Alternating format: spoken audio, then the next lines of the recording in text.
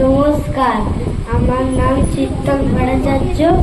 রবীন্দ্রনাথ ঠাকুরের কবিতা লুকোচুরি আমি আবৃত্তি করে শোনাচ্ছি।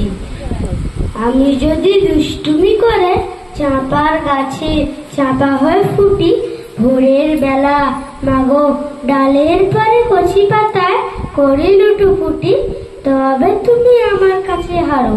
তখন কি মা চিনতে আমায় পারো? তুমি ডাকো, খোকা কোথায় রে? আমি শুধু হাসি চুপটি করে। যখন তুমি থাকবে যে কাছে নিয়ে, সবে আমি দেখব নয়ন মেলে। স্নানটি সেরে চাপার তলা দিয়ে আসবে তুমি, পিঠেতে চুল ফেলে।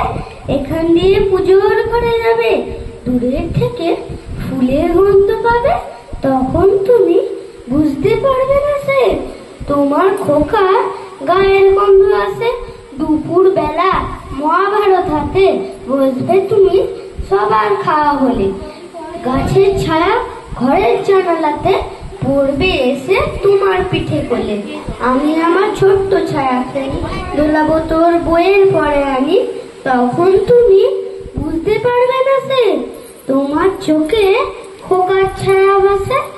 সন্ধ্যাবেলা প্রদীপ খানি জেলে যখন তুমি যাবে গোয়াল ঘরে, তখন আমি ফুলের খেলা খেলে টুপ করে মা পড়বো ভুঁয়ে ছড়ে। আবার আমি তোমার খোকা হব, গল্প বলো তোমায় গিয়ে কব। তুমি বলবে দুষ্টু ছিলি কথা, আমি বলবো না সে কথা। নমস্কার।